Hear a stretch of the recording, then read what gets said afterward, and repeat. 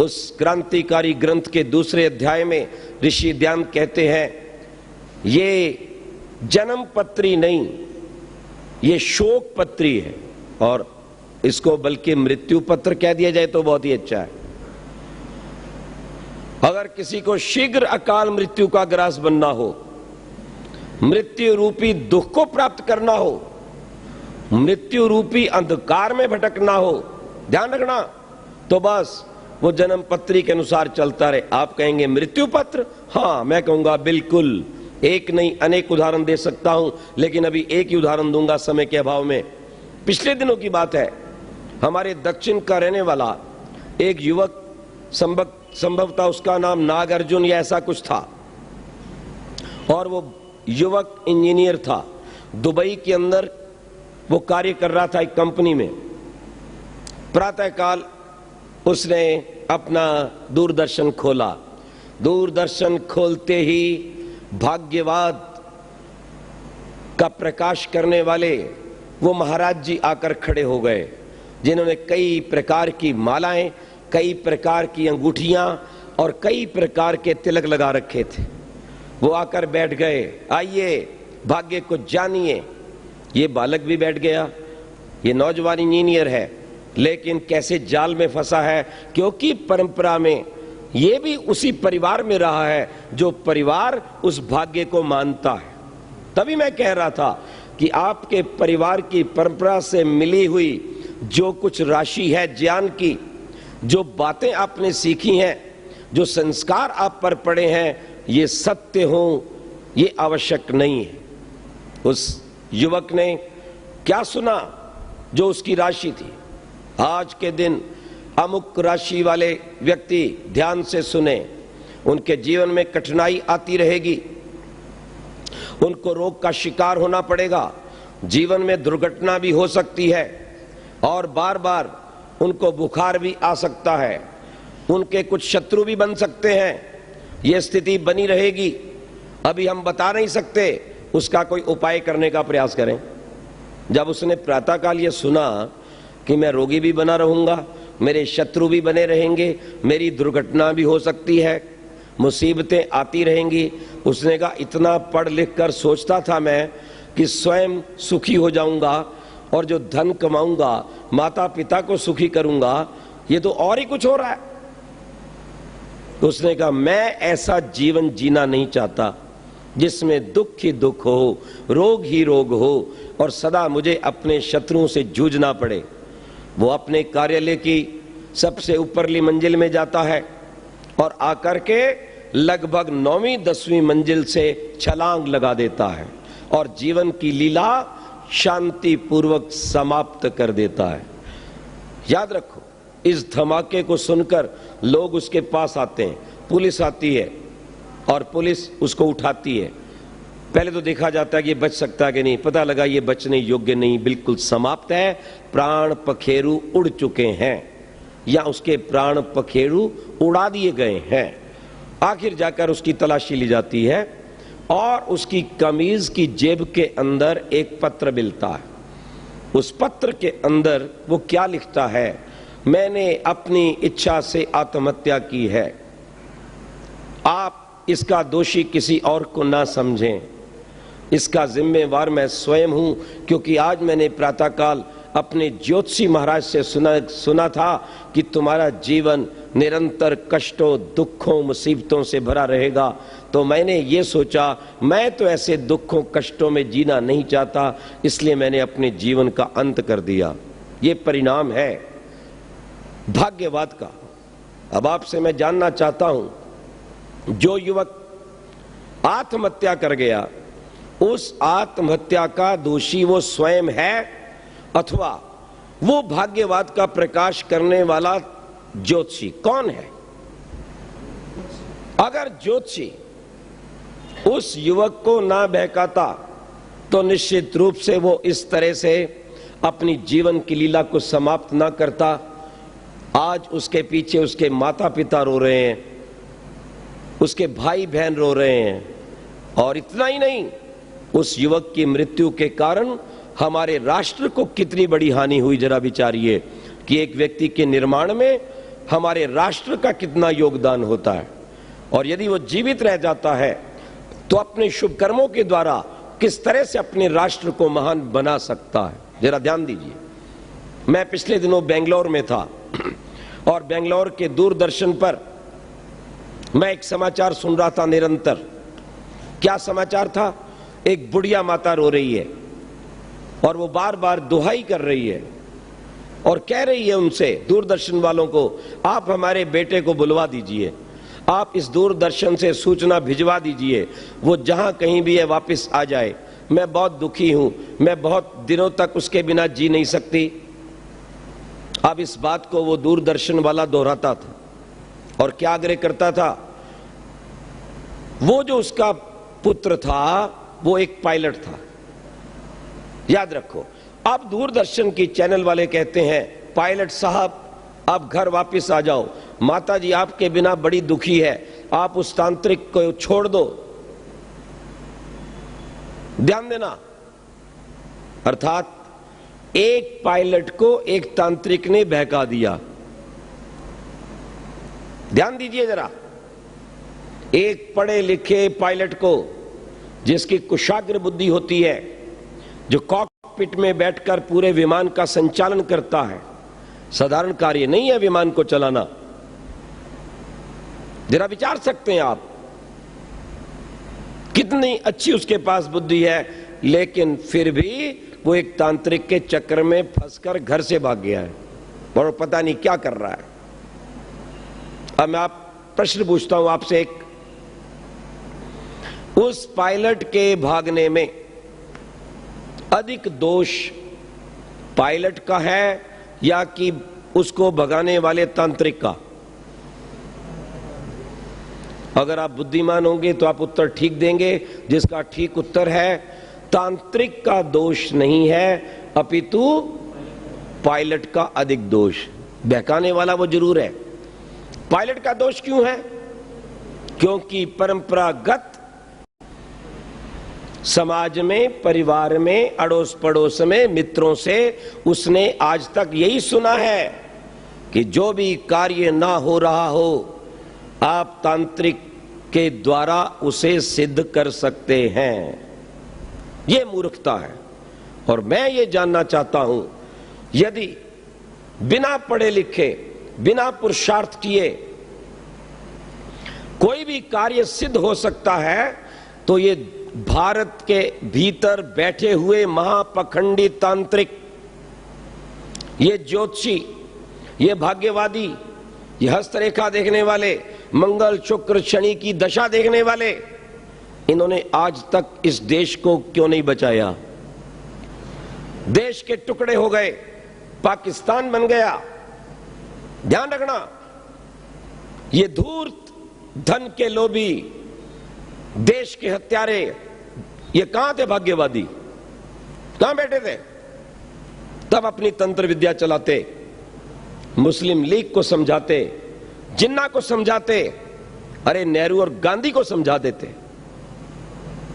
बिना सोचे Lord Mountbatten के कहने पर गांधी ने 55 करोड़ रुपया दे दिया पाकिस्तान को, जबकि देशभक्त लौह पुरुष सरदार पटेल ये बार बार कहते रहे, गांधी जी आप ऐसे धन मत दीजिए, ये ठीक है हमने उसका धन देना है, परंतु हम ये धन तब देंगे जब हमारे कश्मीर का दबाया हुआ भूमि का भाग वह छोड़ देगा। कितना अच्छा सुझाव था ये, लेकिन गांधी मानने को तैयार नहीं था।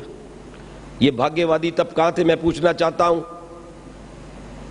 जब कबैलियों के द्वारा पाकिस्तान ने हमला करके 12,000 मुसलमान औरतों के साथ बलात्कार किया, और आज वही मुसलमान कश्मीर के उसी पाकिस्तान का गीत गा रहे हैं, तब ये तांत्रिक भाग्यवादी कहां थे? विचार कीजिएगा। तब से लेकर अब तक 60 वर्षों में इस देश की दुर्गति हो रही है, लाखों गौएं कट रही हैं, सैकड़ों हजारों देश की बेटियां इस देश से खरीदकर अरब देशों में भेज दी जाती हैं, अमेरिका, इंग्लैंड, कनाडा भेज दी जाती हैं। ये भाग्यवादी कहां हैं? इनको नहीं पता। आगे और पीछे की सारी बात बताने वाले इन भाग्यवादियों से हम पूछना चाहते हैं। चीन आया, आक्रमण किया और बहुत बड़ा भूभाग अपने कब्जे में ले लिया, तब ये भाग्यवादी कहां थे?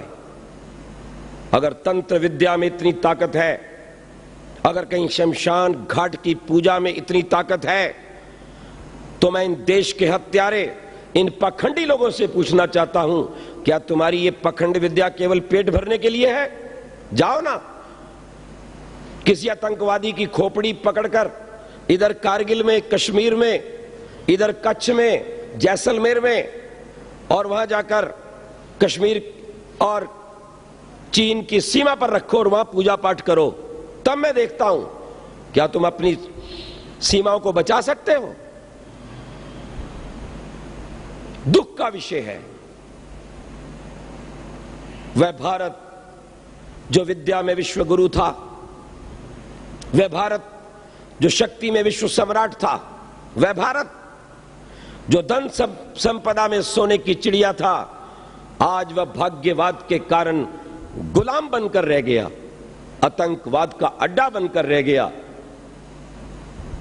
महिलाओं की बिक्री का मंडी बनकर रह गया, आतंकवादियों की पनाह बन के रह गया है। और किसी भाग्यवादी को, किसी तांत्रिक को, किसी ज्योतिषी को हिम्मत नहीं है कि वहां पर अपना जोर दिखाए, वहां पर अपना तंत्र चलाकर दिखाए। और आप लोग ऐसे लोभी, लालची देश के हत्यारे इन तांत्रिकों के, भाग्यवादियों के, ज्योतिषियों के चक्कर में फंसे रहते हो। ध्यान देना इस बात को। ये आगे पीछे की सब जानते हैं, जरा विचार कीजिए। ये आगे पीछे की सब जानते हैं, इसलिए आप अपना धन बढ़ाने के लिए इनके पास जाते हैं ना। ये आपका धन बढ़ा सकते हैं, आपको विश्वास है, पर मैं आपसे एक बात पूछता हूं, ये आपका धन बढ़ा सकते हैं, ये स्वयं सड़क के ऊपर बैठकर सारा दिन खाक छानते हैं, धूली पड़ती है इनके ऊपर, मक्खियां भिनभिनाती हैं, मच्छर काटते हैं, इनके ठिकानों के ऊपर दुर्गंध आती है। ये तुम्हारा भाग्य बना सकते हैं, तुम्हें लाखपति, तुम्हें करोड़पति बना सकते हैं, अपने आप को क्यों नहीं बना लेते? ये आपके बेटों को इंजीनियर, डॉक्टर बना सकते हैं, इनके अपने बेटे बेटी काहे को धक्के खाते हैं? कभी विचारा? ये आपके जीवन को शांति दे सकते हैं, आपके गृहस्थ में शांति उतार सकते हैं। जरा इनके गृहस्थाश्रम के विषय में भी पूछ लेना।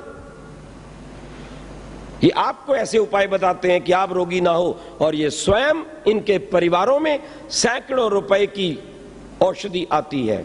कारण चोरी से जो धन आता है वो दो ही स्थान पर जाता है, या तो डॉक्टर के पास जाया करता है, या फिर वो कचहरी में जाया करता है। ध्यान रखना। इसलिए अपने यहां एक और कहावत है, आए चोरी सो जाए मोरी। कहीं देख लीजिएगा आप, चोरी से धन प्राप्त किया जा सकता है, हेरा फेरी से कोई व्यक्ति धनवान बन सकता है, लेकिन उसकी गति दो ही होंगी, या तो हॉस्पिटल में जाएगा पैसा, और या उसका पैसा मुकदमेबाजी में जाएगा। वो जीवन का सुख नहीं प्राप्त कर सकेगा, उसे शांति नहीं मिलेगी। वो शांति से बैठकर ना भोजन कर सकता है, वो शांति से बैठकर ना भजन कर सकता है, और वो शांति से ना ही कुछ काल तक विश्राम कर सकता है। ये सच्चाई है, और यही स्थिति इन लोगों की है। ये आगे पीछे की सब बात जानते हैं। मैं एक और उदाहरण आपको देता हूं। एक बालक पढ़ने में कमजोर था, उत्तर प्रदेश के बिजनौर नगर की यह घटना है, और बिल्कुल सच्ची घटना है। और वो आर्य बालक का जो पिता था वो पौराणिक विचारों का था, वो भाग्यवाद और ज्योतिष पर विश्वास किया करता था। वो बार बार कहता था, तुम खाते हो, तुम पीते हो, और तुम्हें कुछ लगता नहीं है, लगता है तुम्हारे भीतर कोई है, कुछ चढ़ गया है, कुछ ऊपरी हवा आ गई है ना, आ जाती है कईयों के। उसने कहा चाचा मुझे ऐसा कुछ भी नहीं हुआ, मैं बिल्कुल ठीक ठाक हूं। देखो ये तो अपने अपने शरीर की बात है, मेरा शरीर ऐसा ही है बचपन से, आगे जाकर ठीक हो जाएगा। अभी मेरी अवस्था ही क्या है, मैं अभी तो 8वीं कक्षा में पढ़ता हूं ना, तो आगे जाकर ठीक हो जाएगा। बोले नहीं नहीं नहीं, मैं सब ठीक कर दूंगा, मैं जानता हूं कुछ चढ़ गया है, आज मेरे साथ चलो। उसने कहा चाचा देखो मेरे विद्यालय का समय हो रहा है, प्रातःकाल मेरे पास समय नहीं है, मैं देर से पहुंचूंगा तो और मुझे मार पड़ेगी। अरे कुछ नहीं होता, तू आज मेरे साथ जरूर चल, रोज बहाने लगाता है। चलो, लगभग 7:30 का समय था। इसने उस बालक की बाजू पकड़ी और ना चाहते हुए घसीट कर ज्योतिषी के पास ले गया। अब बालक का पूरा ध्यान तो विद्यालय की ओर था। 7:45 बज गए, जाके खड़ा हुआ। उसने कहा गुरुजी जरा देखना, हमारा भतीजा है ये, बड़ा कमजोर रहता है, जरा देखना जरा इसका जरा हाथ। उसने कहा दिखाओ बेटे दिखाओ। तो इस बालक ने अपना हाथ दिखा दिया। ये हाथ जब देखने लगा तो एक व्यक्ति और खड़ा था। उसने कहा ज्योतिषी जी क्या कर रहे हो? बोले हाथ देख रहा हूं। अरे ये बायां हाथ है। ओहो, अरे दाहिना दिखाओ। उसने दाहिने हाथ में पुस्तक पकड़ रखी थी स्कूल जाने के लिए। इस बालक ने वो दाहिने हाथ वाली पुस्तक बाएं में पकड़ ली और दाहिना हाथ आगे करके ज्योतिषी के मुंह पे एक थप्पड़ मार दिया। जब एक थप्पड़ मारा कहने लगा बड़ा दुष्ट है, और उस चचा ने भी उसको एक थप्पड़ मारा, बदतमीज कहीं का, गुरुजी को मारता है, हैं? तीसरा वो व्यक्ति खड़ा था, अरे तुम्हारा बालक तो बड़ा उदंड है। उसने कहा शांत रहो शांत, मुझे उपदेश देने की जरूरत नहीं, मुझे पहले ही देरी हो रही है विद्यालय से। बोले वो देरी हो रही है कोई बात नहीं, लेकिन इतने बड़े आदमी को तुमने मार दिया। बोले मैंने यूं ही थोड़ा मारा है। बोले क्यों मारा है? बोले मैंने इसलिए मारा है कि देखो इसको भी पता है कि नहीं अपने भाग्य का, कि थोड़ी देर बाद थप्पड़ लगने वाला है या नहीं। बोले जिस मूर्ख को ये नहीं पता कि अभी थोड़ी देर में थप्पड़ लगने वाला है, ये मेरा भाग्य क्या बताएगा, ये आपका भाग्य क्या बताएगा। एक और गांव की घटना हरियाणा की। एक युवक गांव से चला गया और 10वीं पास करके बनारस निकल गया कहते हैं। 5-6 वर्ष के बाद लौट के आया। जब वो लौट के आया तो बढ़िया धोती कुर्ता, गले के अंदर पटका, चंदन मंदन तिलक फर्स्ट क्लास लगा हुआ। उसके मित्र कहने लगे वाह, अरे तुम तो पूरे पंडित बने गए, कहां चले गए थे? अरे मैं वो ज्योतिष पढ़ के आया हूं। बोले वो क्या होता है? बोले ज्योतिष तुम्हें नहीं पता? बताओ ना भाई, हमें नहीं पता। बोले ज्योतिष आगे पीछे की सब कुछ जानता है। बोले वाह कमाल हो गया, इतनी बढ़िया विद्या तुमने पढ़ी, लेकिन ये हमें कैसे पता चले कि तुम सच बोलते हो या झूठ? अब गांव वाले तो सीधे होते हैं। बोले इसमें क्या परीक्षा कर लेना कभी भी। बोले कभी क्या, अभी कर लेते हैं ना। और उसके साथी थे वो गाय भैंस चराने वाला पाली था, उसके हाथ में लाठी था, उसने लाठी उठा ली। उन्होंने कहा भैया हे ज्योतिषी महाराज खड़े हो जाओ। इसने लाठी उठाई। बोले क्या कर रहे हो? बोले जरा परीक्षा कर रहा हूं। बोले कैसी परीक्षा? बोले नहीं नहीं सुनो तो सही, अभी मार नहीं रहा हूं मैं, अभी मेरी बात तो सुनो। उन्होंने कहा क्या बात है? उन्होंने कहा देखो मैं लाठी उठाई है ना। बोले हाँ। अब ये बता, ये लाठी तेरे सिर में पड़ेगी या कमर पर या पैर पर, कहां पड़ेगी? अब ये समझ गया, इतनी अकल तो थी इसको। बोले अगर मैं कहूंगा सिर में पड़ेगी तो ये पैर तोड़ देगा, अगर कहूंगा पैर में पड़ेगी कमर तोड़ पड़ेगा। बोले बाबा मेरे बाप की तौबा, कान पकड़ा, मुझे कुछ नहीं आती है विद्या, मैं नहीं जानता हूं, मुझे माफ कर दो। सज्जनों ऐसे ऐसे महामूर्ख इस धरती पर भरे पड़े हैं, इस धरती पर भार है, कलंक है, ध्यान रखना। और वो लोग जो ऐसे लोगों के पास जाकर अपने धन को यौवन को बर्बाद करते हैं, अपने संतानों को अपने परिवार वालों को गलत दिशा दिलवाते हैं, वो भी उतने ही पापी हैं। ध्यान रखिए इस बात को।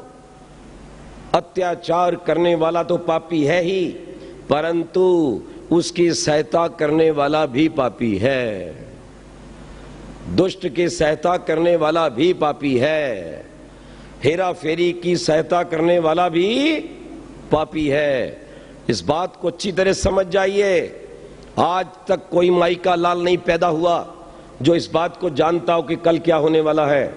और इन्हीं भाग्यवादियों ने इस भारत को गुलाम किया है। भारत की गुलामी के मूल 3 कारण हैं। वेद विरुद्ध जड़ पूजा पाठ पहला, उसकी चर्चा करेंगे कभी फिर। दूसरा, भाग्यवाद, तथा कथित भाग्यवाद, झूठा भाग्यवाद। तीसरा, जातिवाद। अगर ये 3 कारण अविद्या के इस भारत में ना होते तो भारत अब भी सोने की चिड़िया और विश्व का गुरु होता। मोहम्मद बिन कासिम आया, उसने ईंट से ईंट बजा दी। ये नालायक भाग्यवादी कहां थे? गजनी आया, गौरी आया, बाबर आया, अकबर ने अत्याचार किए, औरंगजेब ने लाखों का कत्लेआम किया। मथुरा की कृष्ण मूर्ति को तोड़कर, भ्रष्ट करके, गाय काटकर, खून से सनकर, मांस के लोथड़ों में लपेटकर, फिर भी उसे चैन नहीं आया। उन योगेश्वर कृष्ण महाराज की मूर्ति के टुकड़ों को जाकर आगरा की जामा मस्जिद पे डाला। ये भाग्यवादी कहां थे? ये क्या कर रहे थे बता दूं? इधर हमला होता था किसी राज्य के ऊपर तो इधर भाग्यवादी राजा के सामने आ जाते थे, ये तथा कथित पंडित। और क्या कहते थे? राजन रुको। वो कहता था क्यों? बोले अभी इस समय मुहूर्त अच्छा नहीं है, अभी आप शत्रु पर आक्रमण मत करना, आपकी जान जा सकती है, आप गुलाम हो सकते हैं। और वो राजा जो वेद विद्या से दूर हो चुके थे, जो सत्य विद्या से दूर हो चुके थे, विचार शून्य हो चुके थे, उन राजाओं ने शत्रु के आक्रमण करने पर भी उनका प्रतिकार नहीं किया, चुपचाप घर में बैठे रहे और गुलाम हो गए। ये भारत की गुलामी का एक बहुत बड़ा कारण है। ध्यान दीजिएगा, एक राजा के यहां पुत्र उत्पत्ति होने वाली थी। ज्योतिषी से पूछा गया आपका क्या विचार है? ज्योतिषी कहने लगे महाराज अगर ये बालक 12 बजे से पहले पैदा होता है तो तुम पर भारी है, तुम्हारा राजपाट सब समाप्त हो जाएगा, सब कुछ उजड़ जाएगा, अकाल पड़ जाएगा। उसने कहा क्या किया जाए? उन्होंने कहा इसका उपाय यह किया जाए कि इस बालक को 12 बजे से पहले ना पैदा होने दिया जाए। उस मूर्ख राजा ने उस ढोंगी भाग्यवादी की बात को मानकर अपनी रानी को उल्टा लटका दिया और उसका परिणाम यह निकला रानी की भी मृत्यु हो गई और बालक की भी मृत्यु हो गई। ये मूर्ख थे जिन्होंने ये बात मानी थी और अपने घर को उजाड़ा था। लेकिन कोई एक आध राजा इस देश का आर्य विचारों का भी था जिसमें कुछ वैदिक संस्कृति के संस्कार अवशेष थे। ऐसे ही राजा के ऊपर मुगलों ने हमला जब किया, उसकी सूचना राजा को मिली, राजा ने अपनी सेनाओं को तैयार किया, लड़ाई के मैदान की ओर चलने लगा। वो भाग्यवादी पंडा आ गया सामने और फिर आकर उसने वही बात दोहराई, राजन रुकिए। बोले क्यों? महाराज आपने ये विचारा ही नहीं कि कौन सा समय चल रहा है, कैसा मुहूर्त है। ये घड़ी आपके पर भारी है और यदि इस घड़ी में आप युद्ध करेंगे तो इसका परिणाम बहुत उल्टा होगा। उन्होंने कहा तुम कैसे जानते हो? बोले हमारा काम यही है, हम भविष्य को बता देते हैं, भविष्य को जान लेते हैं, मानना मानना आपकी इच्छा है। उसने कहा तुम्हारी बात ये सत्य है, इसकी क्या कसौटी है? वो चुप रहा। फिर राजन ने कहा क्या तुम अपनी आयु जानते हो? कहते हां। बोले बोलो तुम्हारी कितनी आयु है? उसने कहा महाराज इस समय तो मेरी आयु मात्र 50 वर्ष है, लेकिन मेरी अपनी जन्मपत्री के अनुसार मैं लगभग 80 वर्ष जीने वाला हूं। उन्होंने कहा तुम्हें पक्का विश्वास है? उन्होंने कहा राजन मुझे पूर्ण विश्वास है। राजा ने तलवार निकाली और एक वार किया और उस पंडे की गर्दन उतार करके धरती पर बिछा दी। सब लोग देखने लगे ये क्या किया राजा ने। उन्होंने कहा तुम नहीं समझे, ये मुझे एक राय देने आया था, एक सुझाव देने आया था कि मैं अभी शत्रु के ऊपर आक्रमण ना करूं, और मैंने इसकी गर्दन उतार ली, इसलिए तुम आश्चर्यचकित हो। तुम्हें लगता है कि मैंने गलती की, पर तुम नहीं समझे कि मैंने तुम्हें क्या पाठ पढ़ाया। मैं बताता हूं तुम्हें। यह कहता था मैं 80 वर्ष तक जीने वाला हूं, और यही बात मैं देखना चाहता था क्या यह सत्य है। जिस समय मैंने तलवार उठाई थी, ये तलवार गिर गई होती, मेरे हाथ कांप गए होते, तो मैं जान लेता कि इसकी भविष्यवाणी ठीक है।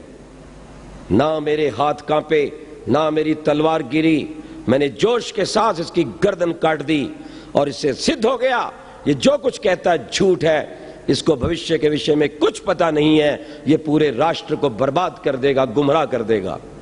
इसलिए मैंने इसकी गर्दन काटी है कि मेरे राज्य में इसके पश्चात कोई भी व्यक्ति इस तथाकथित झूठी विद्या के ऊपर विश्वास करने वाला ना हो।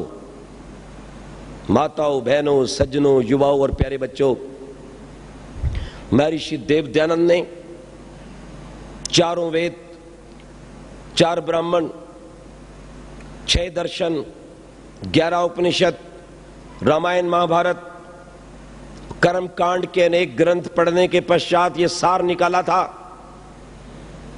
कि वेद के अंदर कहीं भी ये फलित ज्योतिष विद्या का विधान नहीं है।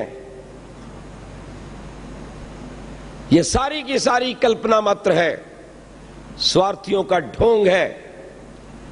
ज्योतिष विद्या को हस्तरेखा से, ग्रह से, राशि नक्षत्र से कुछ लेना देना नहीं है।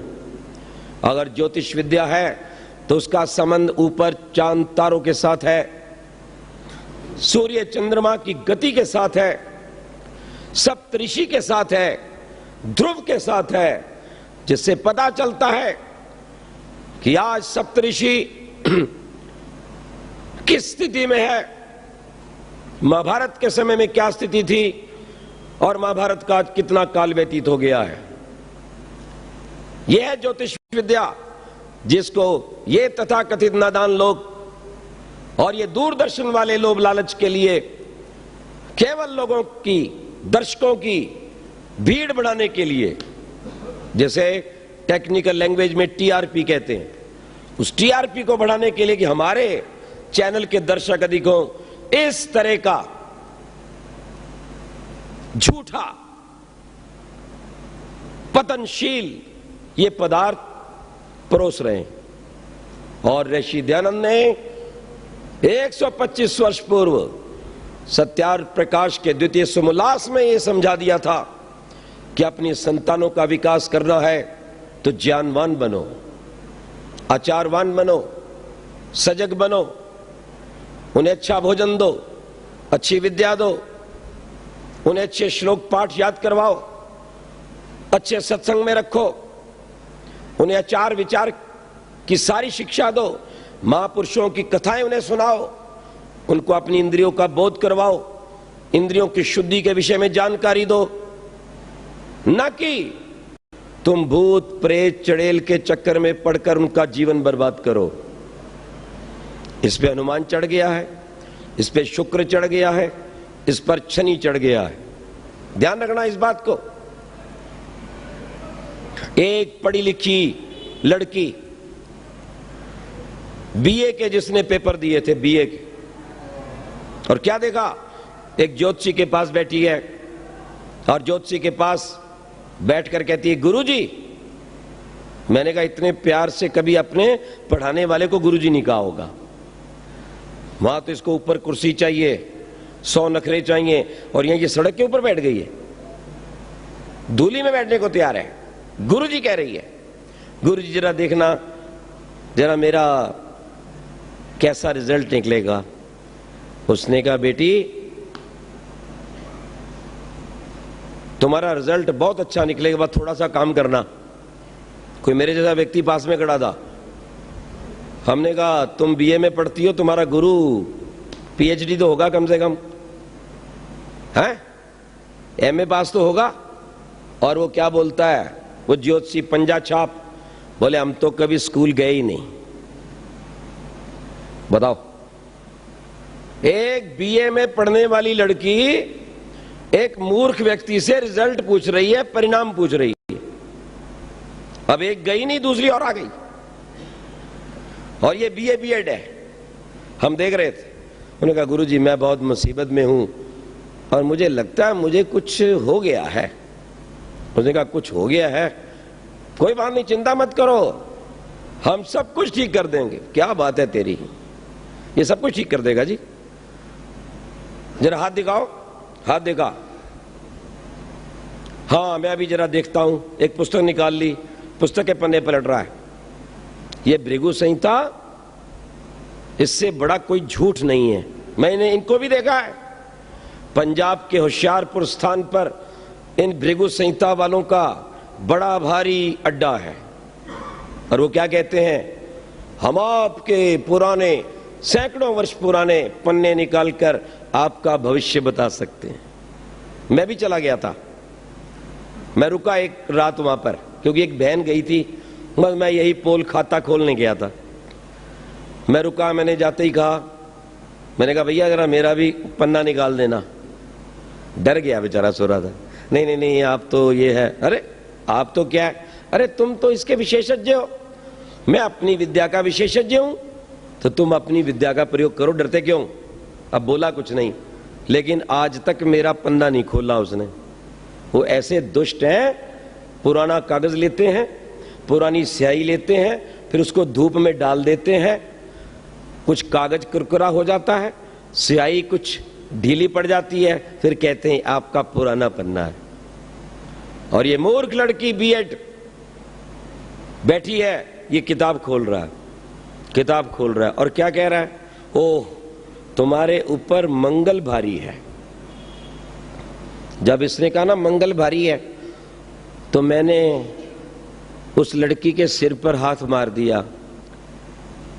वो देखने लगी, मैंने कहा बहन जी है तो नहीं, है नहीं वैसे। फिर इसके सिर पर हाथ फेरा, कह रहा क्या कर रहे हो? मैं कहा देख रहा हूं तेरा दिमाग ठीक है, ये खराब है, और तेरे से ज्यादा शायद इसका खराब है।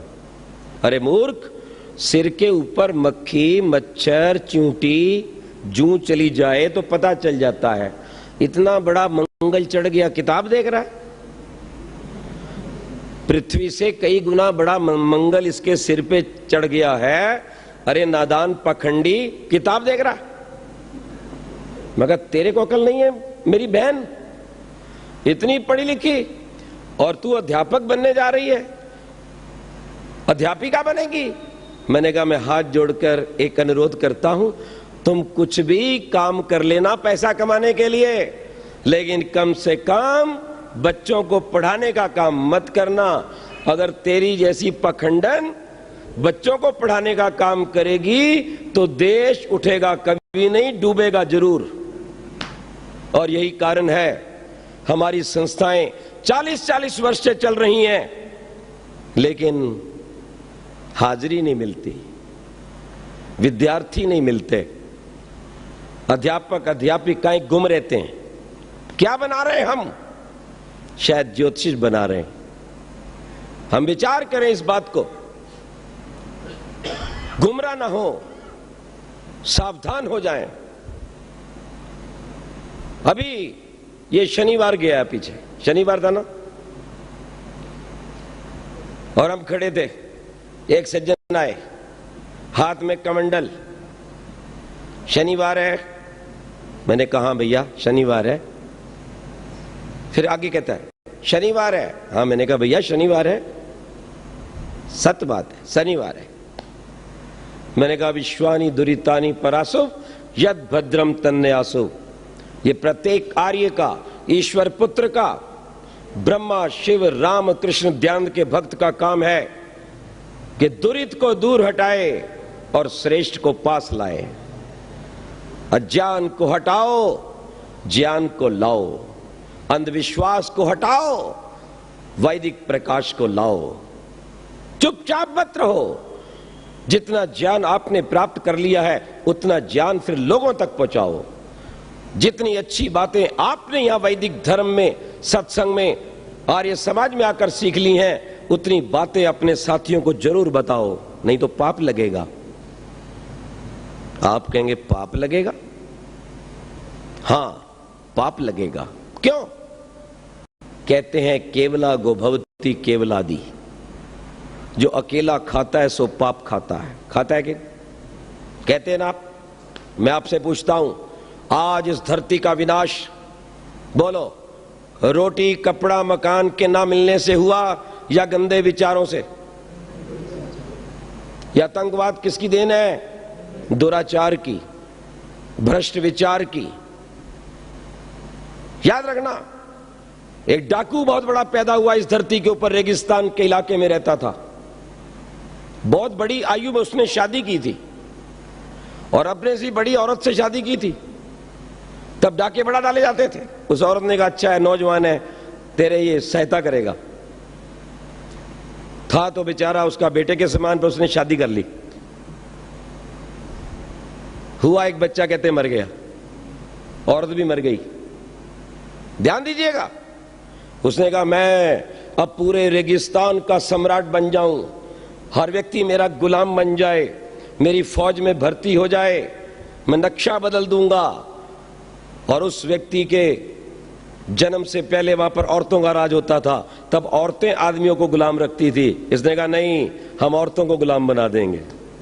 सदाचार नहीं, न्याय नहीं, उल्टा असर। और इसने लोगों को कहा मेरे पीछे आओ। लोगों ने कहा क्यों आए? बोले इसलिए आओ कि मैं खास बंदा हूं, मैं रब का खास बंदा हूं। बोले इसमें क्या है, प्रमाण क्या है? बस इसने प्रमाण ढूंढ लिया, उठकर एक पोथी लिख दी, ये देखो मैं खास बंदा हूं। बोले फिर इससे क्या फर्क पड़ता है, तेरे साथ आने में क्या लाभ है? अरे मेरे साथ रहोगे, लूट का 4 पटा भाग तुम्हें दूंगा, धन दौलत हीरे मोती दौलत औरतें दूंगा, ऊपर स्वर्ग मिलेगा, मरते समय आनंद होगा। क्या बात कर रहे हो, आओ मेरे साथ। महामूर्ख थे, भूखे मरते थे, कपड़ा मिलता नहीं था, और इतने गरीब बुरी हालत लुटेरे थे, औरतें शादी नहीं करती थी। इन्हें कहा 9 मिलेंगी, 10-10 72 फौज में भर्ती हो गए। याद रखो, इस अज्ञान ने इस विश्व को आतंकवाद दिया है। गलत विचार जीवन की बर्बादी का सबसे बड़ा कारण है। आपके घर में लड़ाई झगड़ा अधिक इसलिए नहीं होता कि आपके घर में रोटी कपड़ा मकान की कमी है, इसलिए होता है कि विचार नहीं मिलते। विचारों के प्रदूषण ने इस धरती पर कोहराम मचा रखा है, आतंकवाद लाया है। इसलिए यदि रोटी अकेले खाने में पाप है तो विचार, अच्छे विचार अकेले लेने में महापाप है। क्योंकि आज धरती के लोग अच्छे विचारों के अभाव में पीड़ित हैं, और काश वे विचार मेरे भारतीयों को मिल जाते और भारत के तथाकथित पंडित पुजारी पाखंडी उन्हें ज्योतिष भाग्यवाद में ना उलझाते, जड़ पूजा में ना उलझाते, तो आज भारत कभी भी गुलाम ना होता, भारत में गौएं ना कटती, भारत में कभी शराब की नदियां ना बहती, और भारत में मेरी माताएं बहनें ना बिकती। इसलिए भाग्यवाद से बचना जरूरी है। ध्यान रखना इस बात को। मैं एक और घटना आपको मूल्यवान सुना रहा हूं। एक जगह ज्योतिषी पहुंचा, सारी माताएं बहनें उधर दौड़ी। माताओं की आदत है, हम कभी कभी गाड़ी में, बस में सफर करते हैं ना, तो हमें देखकर धीरे धीरे आगे आ जाएंगी, महाराज जी, पंडित जी हैं, आप जानते हैं ना। मैं कहा क्या क्या जानते हैं? नहीं नहीं, आप पढ़ लेते हैं ना।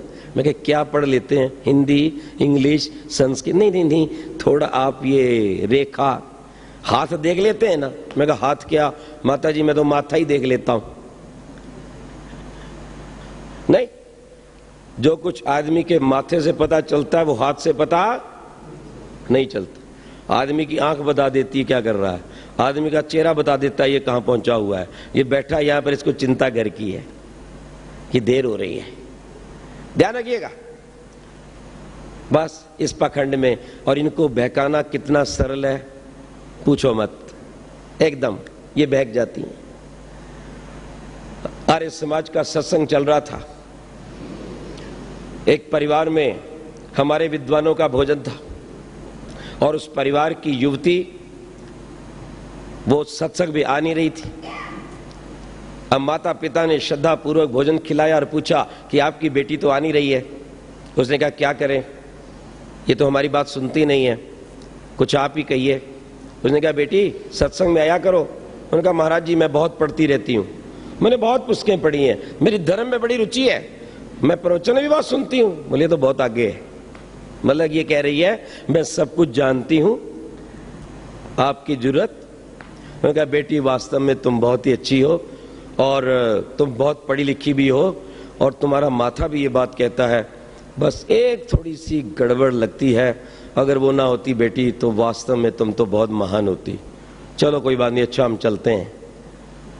अब इसके चक्कर में फंस गया, एक बात ना होती तो।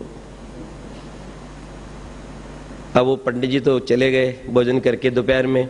शाम को पिताजी निकलने लगे, भी चलो आर्य समाज में वेद कथा हो रही है और इस धरती पर यदि वेद की कहीं कथा होती है, प्रभु की वाणी की कथा होती है, उस धर्म की कथा होती है जिसे ब्रह्मा शिव राम कृष्ण मानते थे, तो केवल आर्य समाज में होती है।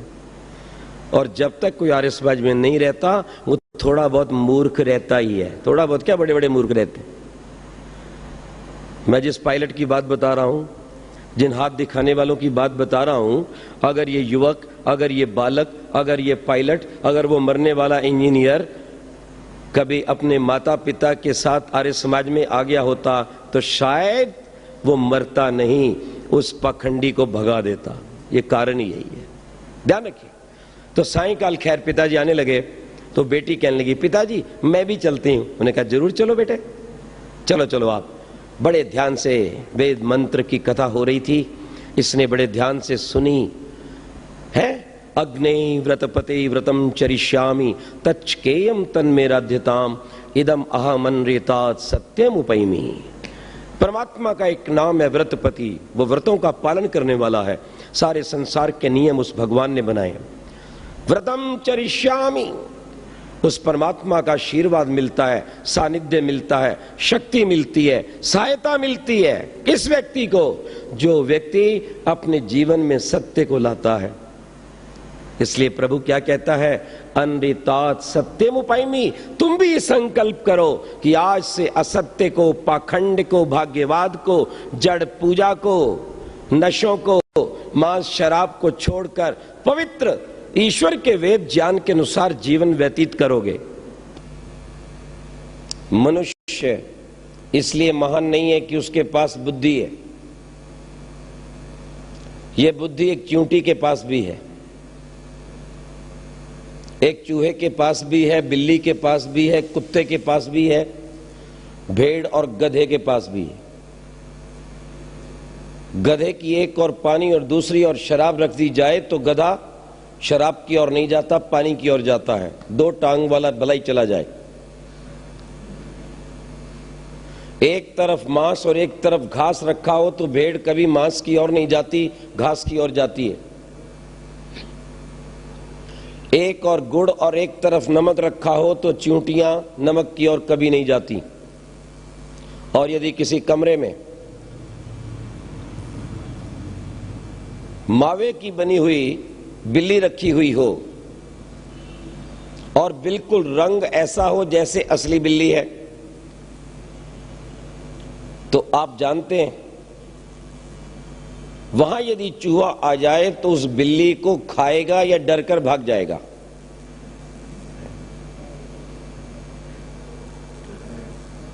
खाएगा, भागेगा नहीं। जिस बिल्ली का रंग रूप बिल्कुल असली है, आंखें चमक रही हैं, चूहे ने दूर से देखा बिल्ली बैठी है, भलाई बनी हुई वो मावे की है, तो चूहा डरकर भागेगा या खाएगा?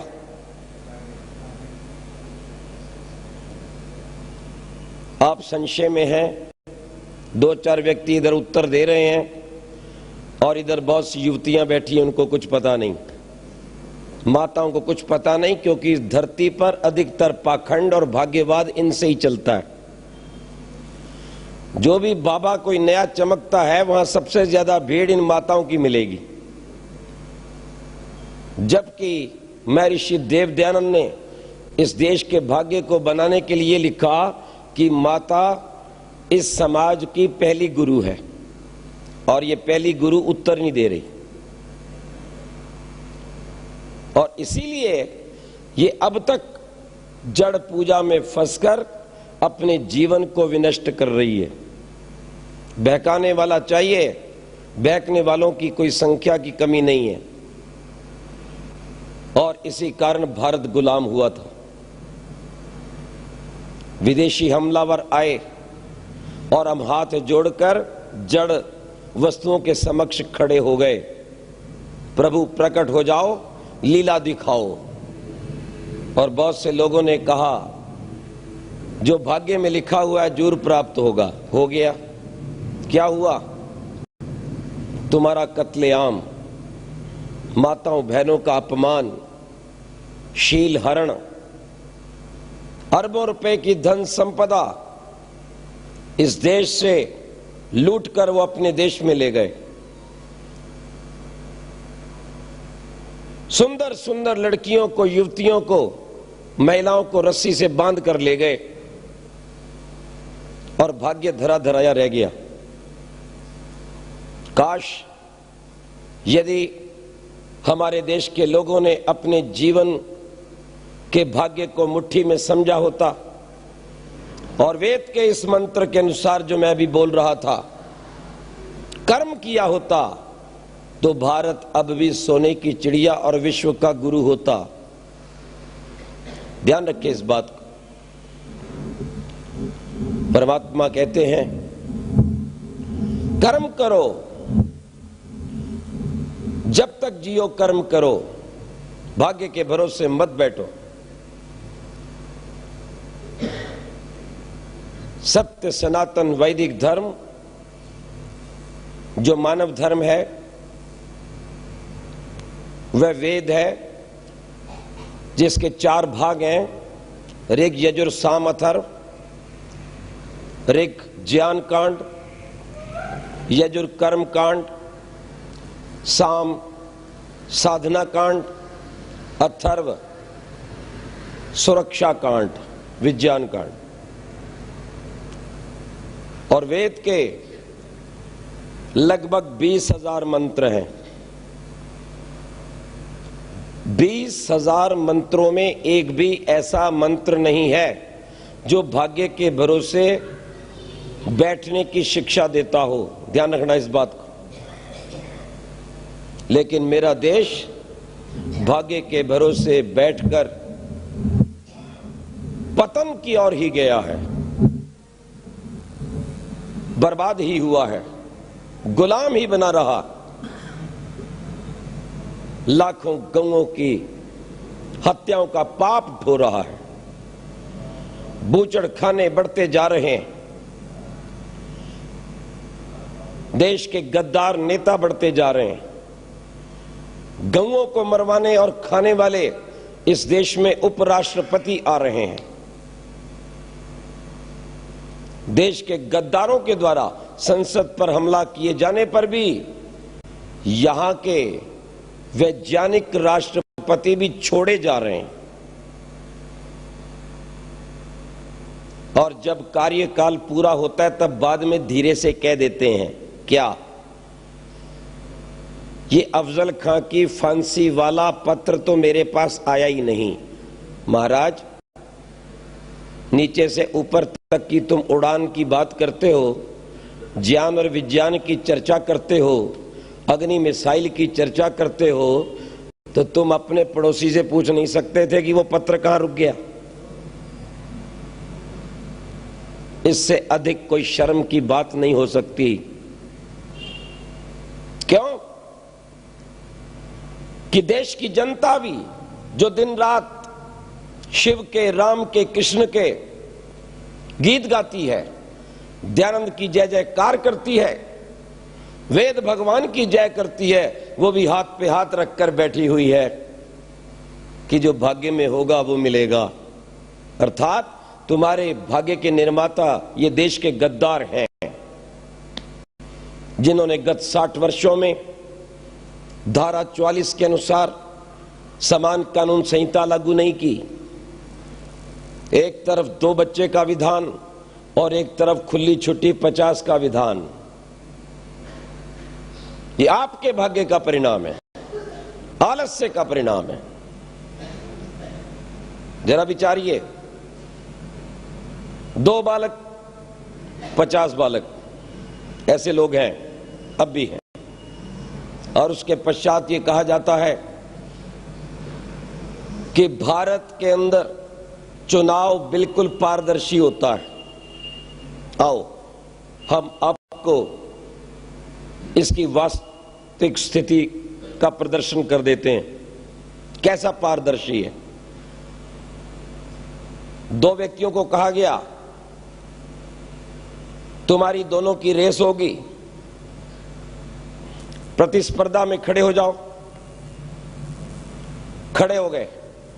एक व्यक्ति खड़ा है भागने के लिए पैदल और दूसरा खड़ा है भागने के लिए गाड़ी पर। क्यों जी? जो पैदल भाग रहा है 2 टांगों से, वो 50 की स्पीड से भागने वाली गाड़ी से कभी पार पा सकता है, कभी आगे निकल सकता है? ये मेरे देश की भोली भाली मूर्ख जनता भाग्य के भरोसे कब तक बैठी रहेगी? कब इन अन्यायकारियों को, कब इन भ्रष्टाचारियों को ललकारेगी और अपने अधिकार की मांग करेगी, समान कानून संहिता की मांग करेगी? कब वो दिन आएगा? विश्रूयस्व स्वकर्मणा, अरे अपने कर्म से अपनी स्तुति को प्राप्त करो, अपने कर्मों द्वारा अपने मान को सिद्ध करो। भाग्य के भरोसे मत बैठो, सिवाय अपमान के, हानि के, दुर्गति के कुछ भी हाथ लगता नहीं है, चाहे छोटा हो चाहे बड़ा हो। क्या गौएं कट रही हैं इनके भाग्य में लिखा है? एक व्यक्ति कहने लगे हमें, दिल्ली में रहते हैं, बहुत ऊंची कोठी में रहते हैं, कहने लगे मेरा तो ये पक्का विश्वास है जो कुछ होता है सब लिखा हुआ होता है और भाग्य के भरोसे होता है। तो मैंने कहा अगर मैं तुम्हें इस समय यहां से धक्का दे दूं नीचे, तो तुम क्या कहोगे? अगर तुम मर जाओगे कहोगे भाग्य में लिखा हुआ है, और अगर मैं धक्का ना दूं तो तुम कहोगे नहीं लिखा हुआ। क्या तुम अपने भाग्य की पोथी दिखा सकते हो कि 5 मिनट के पश्चात तुम्हारे साथ क्या होने वाला है? मैंने कहा भोले भाई ये बताओ, आज सूर्य उदय होने से पूर्व लाखों गौएं कत्ल कर दी जाती हैं, क्या ये भी उनका भाग्य है? विचार कीजिए आप। भारत की दुर्गति, भारत में आतंकवाद, भारत के बच्चों के चरित्र का शोषण, क्या ये सब कुछ यहां के लिए है? उनके लिए नहीं है? चरित्र के स्थान पर समलैंगिकता का प्रचार किया जाता है, ब्रह्मचर्य के स्थान पर आज बच्चों को काम शिक्षा, बच्चों को विद्यालय में बच्चा पैदा करने की शिक्षा दी जा रही है। दुर्भाग्य है या भाग्य? विचार कीजिए। बहुत बड़ा षड्यंत्र है जो तुम्हें दोबारा गुलाम बनाने के लिए रचा जा रहा है, उसको समझो।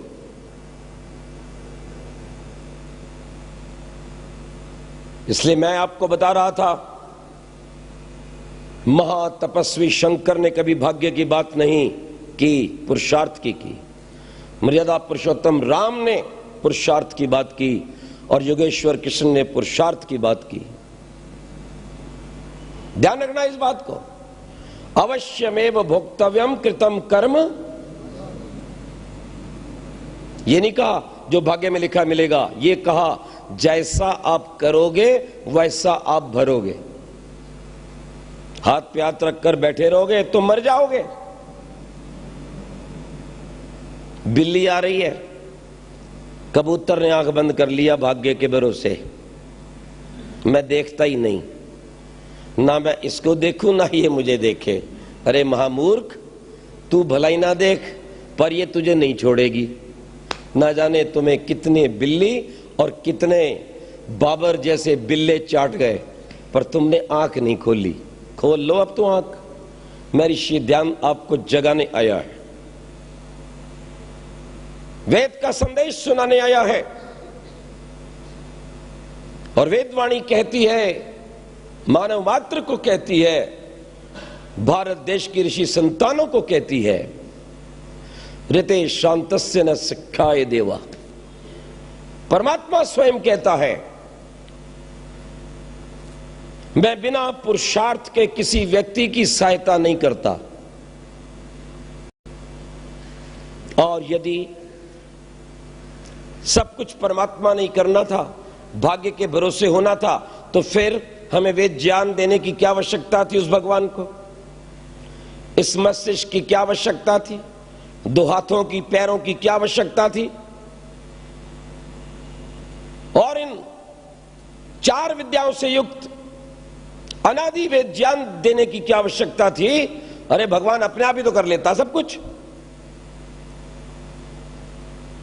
इसलिए अज्ञान को दूर कीजिए, अनृतात सत्यम उपैमी का पाठ पढ़िए, ज्ञान का प्रकाश कीजिए, पुरुषार्थ का प्रकाश कीजिए और वेद के शब्दों में कहिए कि भाग्य मेरी मुट्ठी में बंद है। हम बहुत छोटे थे, संभवतः चौथी या पांचवी कक्षा में पढ़ते थे, तो हमें विद्यालय में एक गीत सिखाया गया था जिसकी एक दो पंक्तियां मुझे अब भी स्मरण है। नन्हे मुन्ने बच्चे तेरी मुट्ठी में क्या है, मुट्ठी में है तकदीर हमारी, हमने किस्मत को बस में किया है, हमने भाग्य को बस में किया है। आप क्या सिखाते हैं? सीखा करो और यही अपनी संतानों को सिखाया करो। पर आजकल की संतानें पतित हो रही हैं। प्रतिदिन दूरदर्शन पर भाग्यवादियों के षड्यंत्र से युक्त होकर मैं एक विद्यालय में गया। एक बालक खड़ा था, बड़ा ही दुबला पतला। मैं कहा, बेटे बात सुनो, क्या नाम है तुम्हारा? बोले रामचंद्र। मैं रामचंद्र तो बड़े बलवान थे, बड़े ऊंचे थे, बड़े तेजस्वी थे, नाम तो तुम्हारा बड़ा सुंदर है। कौन सी कक्षा में पढ़ते हो? कहता है जी मैं 10वीं में। मैंने कहा शक्ल सूरत तो लग नहीं रही 10वीं वाली, तुम तो यूं लग रहा है जैसे 7वीं में पढ़ते हो। मैं क्या करूं? मैं कहा क्यों, क्या बात हो गई? कि मेरे भाग्य में ही ऐसा लिखा हुआ है, मैं कमजोर ही रहता हूं। मैंने कहा अच्छा, शरीर से कमजोर कोई बात नहीं, तुम्हारे अंक कितने आते हैं? बस मैं पास हो जाता हूं, क्या करूं, मेरा भाग्य ही ऐसा है। मैंने कहा चलो, पढ़ने में तुम कमजोर हो कोई बात नहीं, शरीर ज्यादा तुम्हारा बलिष्ठ नहीं, अरे कुछ खेलते भी हो? क्या लगे, हाँ मैं कभी कभी दौड़ता हूं पर मैं पीछे ही रह जाता हूं क्योंकि मेरे भाग्य में लिखा हुआ है। क्यों जी, इसकी दवाई है आपके पास? मेरे पास है। और जिसका भाग्य खराब हो या बैठे हुए का, वो आ जाए मेरे पास, अभी ठीक कर दूंगा। मैंने कहा बेटे मैं तेरे भाग्य को ठीक कर देता हूं। कहता हाँ बहुत अच्छा रहेगा। मैं कहा आगे आओ।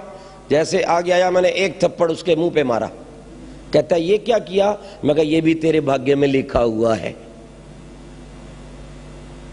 आई बात समझ में कि नहीं? कहां लिखा हुआ है? मैंने जहां और सब कुछ लिखा हुआ है।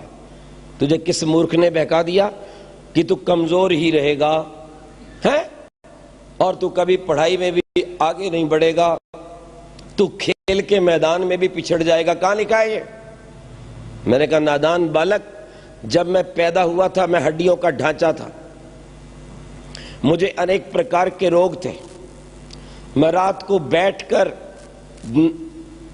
नींद लेता था थोड़ी सी, और सारी रात मेरी ऐसे ही कटती थी। भारत के अनेक हकीम, अनेक डॉक्टर हाथ खड़े कर गए थे, हम इसका स्वास्थ्य नहीं ठीक कर सकते। माता पिता दिन रात परेशान रहते थे। ध्यान रखना, इतनी मालिश होती थी, श्वास रोग और ना जाने क्या क्या रोग, पर मैंने कभी नहीं सोचा कि मुझे ये रोग भाग्य में मिला है और मेरे भाग्य में कमजोर रहना है। अरे मैं तो दयानंद का सिपाही हूं, मैंने तो एक ही बात सीखी है कि हम पुरुषार्थ से, ज्ञान से अपने भाग्य को बदल सकते हैं। मैंने प्राणायाम करना प्रारंभ किया, गाय का दूध पीना प्रारंभ किया, प्रातः काल उठना प्रारंभ किया, 5 बजे से पूर्व नित्य योगाभ्यास प्रारंभ किया, और मैंने अपना नक्शा बदल दिया। और तुम भी अपने नक्शे चौखटे को बदल सकते हो। बिल्कुल सत्य कह रहा हूं, आज तक मैंने अपने साथ रहने वाले किसी व्यक्ति को कमजोर और बदसूरत नहीं छोड़ा, अगर वो ईमानदारी से मेरी बात मान ले तो। पक्की बात कहता हूं, 40 दिन के बाद उसका नक्शा बदलना शुरू होगा, अगर वो मेरी बात मानेगा तो। एक बहन कहती, आप ऐसी बात करते हैं, मैंने बहुत प्रयास किया, मेरा स्वास्थ्य नहीं बनता, मैं बहुत ही पतली हूं। मैं कहा तुम बिल्कुल ठीक हो सकती हो। क्या खाती पीती हो ये बता दो। मैं चाय 5-6 बार पीती हूं। मैं कहा सबसे बड़ा पाप तो तुम यही कर रही हो, तुम चाय में डूबी हुई हो, कैसे बच सकती हो? चाय कमजोर को कमजोर बनाता है, मोटे को और मोटाता है। और सज्जनों, उसने जब मेरी बात मान ली, चाय पीनी छोड़ दी और मेरी दिनचर्या को स्वीकार कर लिया, बिल्कुल उसका शरीर ठीक हो गया। वो हड्डियों की ढांचा भी नहीं है और मोटी भी नहीं है, बहुत सुंदर शरीर हो गया। ये पक्की बात है। आपका भाग्य आपकी मुट्ठी में, आपकी विद्या आपके पुरुषार्थ में, आपकी आयु निश्चित रूप से आपके ज्ञान पूर्ण अभ्यास में। यूं नहीं है। कहते आप बिल्कुल विश्वास नहीं करते भाग्य पर। मैंने कहा नहीं नहीं, अगर तुम कुछ बात बताओ तो शायद कर भी लूं, कोई है काम की बात। अच्छा ये बताओ, अगर आप भाग्य को नहीं मानते तो ये हाथ में रेखाएं क्यों होती? मैंने कहा मेरे भाई, क्या कहूं मैं तुझे, अकल बंद कहूं या अकल मंद कहूं या अकल का कोल्हू कहूं? कहते नहीं जी कुछ भी कह लो, पर बताओ तो सही ये रेखाएं क्यों हैं? इसी को तो देखा जाता है, इसमें आयु है, इसमें धन है, यहां पर बच्चे हैं। मैंने अपना तो एक भी नहीं हुआ है, दयानंद का भी एक नहीं हुआ, उसकी भी बड़ी लाइनें थी। और कितने बाजार में ऐसे घूमते हैं बेचारे, मांग मांग कर गुजारा करते हैं, उनका भी कोई नहीं हुआ है। कहने लगे आखिर ये रेखाएं क्यों हैं? अरे मैंने कहा मंद मूढ़मती, ये रेखाएं भाग्य की नहीं है, ये हाथ मुड़ता है तो रेखाएं पड़ जाती हैं। देखो ऐसे उंगली मुड़ेगी, रेखाएं तो पड़ेंगी। मैंने कहा देख, तेरी पैंट में भी रेखा है, जब तुम देर तक बैठोगे, जहां से पैंट मुड़ेगी वहां से रेखा पड़ जाएगी, जहां से कमीज मुड़ेगी रेखा पड़ जाएगी। मैं कहा ये रेखाएं जूते में भी हैं, जहां से जूता मुड़ता है जूते के ऊपर रेखाएं पड़ जाती। एक आर्य विद्यालय में पढ़ने वाला नौजवान सुबह सुबह, उसके पास टाइम था, एक ज्योतिषी के पास चला गया। उन्होंने कहा थोड़ी देर मजा ही ले लेते हैं। जाके पहुंचा, ज्योतिषी ने कहा वाह वाह, प्रातः काल अच्छी वेला है, बोनी हो जाएगी। बड़ा प्रसन्न दिखाई दिया। नौजवान अच्छे परिवार का था, खूबसूरत था, एकदम मोटरसाइकिल से उतरा। उन्होंने कहा ज्योतिषी जी पता लगा कि आप सब कुछ बता देते हैं। हाँ बेटे सब कुछ बता देता हूं। बोले बेटा बेटा मत कहना, मैं तुम्हारा बेटा बेटा नहीं हूं। अगर तुम ये विद्या जानते हो तो और बात है, और तुम जानोगे तब मैं कुछ मानूंगा। बोले अच्छा आप क्या पूछना चाहते हैं? बोले मैं आयु जानना चाहता हूं। तो बोले आओ वो आगे आ गया। उन्होंने कहा दिखाओ, उसने अपना जूता आगे कर दिया। उसने कहा क्या कर रहे हो? बोले जूते के ऊपर जो रेखाएं पड़ गई हैं इसको देखकर बताओ कि मेरा जूता कितनी देर चलेगा। आई बात। जब सुबह सुबह जूता देखने का ज्योतिषी को अवसर मिला तो बुद्धि गर्मा गई है। अगले दिन फिर वो नौजवान आया, उसने देखा कि जा चुका है। याद रखना, ऐसे लोगों का यही उपाय है, पर प्यार से करना, झगड़ा मोल मत ले लेना। ध्यान रखना, कोई रेखा विद्या की नहीं है। एक बालक जिसके कम अंक आ रहे थे, वो किसी मूर्ख ज्योतिषी के पास चला गया। उन्होंने कहा गुरुजी मेरे अंक बहुत कम आते हैं। ओहो, ये बात है, विद्या की रेखा बड़ी छोटी है। उन्होंने कहा गुरुजी अब क्या करूं मैं? बोले बस क्या कर सकते हैं, तुम्हारे जन्म से ऐसी रेखा है, लंबी होती तो ज्यादा होता ही। घर आया, अपने बड़े भाई का ब्लेड लिया और काटकर रेखा लंबी कर ली। जो 2-4 अंक आने से उससे भी छुट्टी हो गई, पूरा ही फेल हो गया। ये रेखा लंबी करके बैठा है। एक नादान व्यक्ति पूछता अच्छा हाथ की रेखाएं तो बेकार हैं, ये बच्चे कच्चे भी, लड़का लड़की वाली भी, मान ली आपकी बात ठीक नहीं है, क्योंकि ये रेखाएं तो बंदर के भी होती हैं। ऐसा कुछ नहीं है। तो ये बताओ ये अंगूठे की रेखाएं अलग क्यों हैं? बहुत अच्छा प्रश्न। कहता अंगूठे की रेखाएं सबकी अलग हैं, इसमें जरूर कुछ राज छिपा हुआ है। हाँ, मैंने कहा बहुत बड़ा राज छिपा हुआ है, पर जो तुम विचार कर रहे हो वो नहीं छिपा हुआ। ध्यान रखना, इसमें भाग्य वाग्य कुछ नहीं छिपा हुआ। भाग्य के भरोसे बैठोगे तो यही मिलेगा और तुम्हें कुछ नहीं मिल सकता। ये टेंटवा कहता है फिर छिपा क्या हुआ है? मैंने कहा परम पिता परमात्मा का अद्भुत विज्ञान छिपा हुआ। कहते वो क्या? मैंने कहा इस धरती पर इस समय लगभग 6.5 अरब व्यक्तियों का वास है। कितना? 6.5। और ईश्वर की अपार कृपा, सर्वशक्तिमान निराकार, पिताओं के पिता माताओं की माता, वो परम पिता परमात्मा की कितनी कृपा है कि एक व्यक्ति का अंगूठा दूसरे से नहीं मिलता। और अगर ये मिल जाए तो क्या हो? है चोरी करके आए कोई और पकड़े जाएं आप। बस रोज यही करते रहना। पैसा लेना आपने, अंगूठा मारा किसी और ने, और तुम्हारा पैसा चला गया उसके पास। आज चाहे विज्ञान ने कितनी भी उन्नति कर ली है, पर अभी भी कचहरी के अंदर जब रजिस्ट्री बनती है ना, तो अभी भी ठप्पा लगाया जाता है। ये प्रभु की अपार कृपा है कि उसने हर व्यक्ति की अलग पहचान रखी है। अगर जीवन की कोई भी पहचान मिट जाए, चेहरा ना बचे, याद रखना हाथ ना बचे, शरीर का अंग ना बचे, अगर एक अंगूठा ही बच जाए तो पता चल जाएगा ये व्यक्ति कौन था। ये कितनी बड़ी कृपा है भगवान की कि हर व्यक्ति को पहचान दी। बाकी इसके सिवाय इसके अंदर कुछ नहीं है। ऐसे ही प्रभु ने हमारे शरीर में एक और वस्तु भी दी है, उसकी चर्चा कल करेंगे। और जो वस्तु किसी दूसरे व्यक्ति से नहीं मिलती और वो व्यक्ति उठकर भी चला जाए तो उसका पता चल जाता है कि कौन व्यक्ति बैठा था। ये भी भगवान की कृपा है। आइए आगे बढ़ते हैं। कुछ व्यक्ति कहने लगे हमने तो अपनी जन्म पत्री कंप्यूटर से बनाई है। तो मैंने कहा भैया कंप्यूटर भी मनुष्य बनाते हैं। जो कुछ फीड करेंगे आप सॉफ्टवेयर के द्वारा वो कंप्यूटर में आ जाएगा, वो आपकी जन्म पत्री में आ जाएगा। बात तो वहीं रही, वहां हाथ से व्यक्ति ने बनाई और यहां कंप्यूटर के द्वारा व्यक्ति ने बनाई।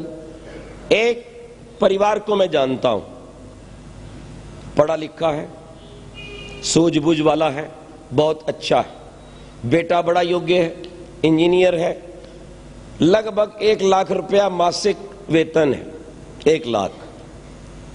बालक को कोई किसी प्रकार का व्यसन नहीं, शराब नहीं, बीड़ी नहीं, सिगरेट नहीं, मांस नहीं, अंडा नहीं, केक नहीं, पेस्ट्री नहीं। परंतु पिछले 6 वर्ष से उस बालक का विवाह नहीं हो रहा, नहीं मंगलिक भी वो नहीं है, बिना मंगलिक के। हमने उसके माता पिता को पूछा भाई इसका आप विवाह क्यों नहीं करते? कहने लगे प्रयास कर रहे हैं। मैं कहा कैसा प्रयास कर रहे हो, हमें भी बता दो, किस ढंग का प्रयास।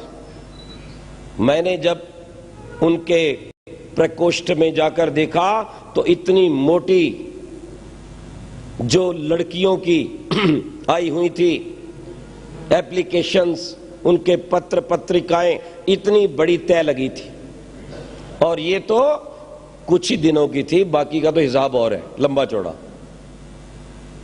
कि कितने बंडल बन बन के वो फेंक चुके थे।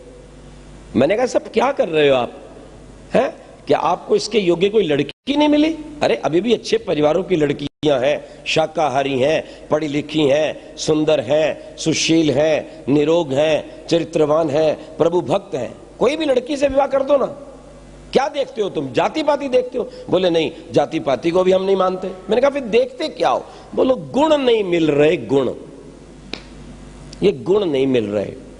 मैं वो क्या होता, कागज नहीं मिल रहा। अरे मूर्ख, ये लड़का लड़की को खड़ा करके उनको मिला। शादी लड़के और लड़की ने करनी है या कागजों ने करनी है या पत्रियों ने करनी है? कहां तुम्हारा दिमाग लगा हुआ है? और किस तरह से आप इस पाखंड में फंसकर अपने आप को दुखी कर रहे हो? ध्यान रखना। आखिर क्या होता है, बहुत से लोगों के साथ क्या होता है, वो लड़के और लड़की के गुणकर्म स्वभाव तो नहीं मिलाते जो ऋषि ध्यान ने कहा है। क्या करते हैं, वो पत्री के गुण मिलाते हैं। क्या परिणाम निकलता है?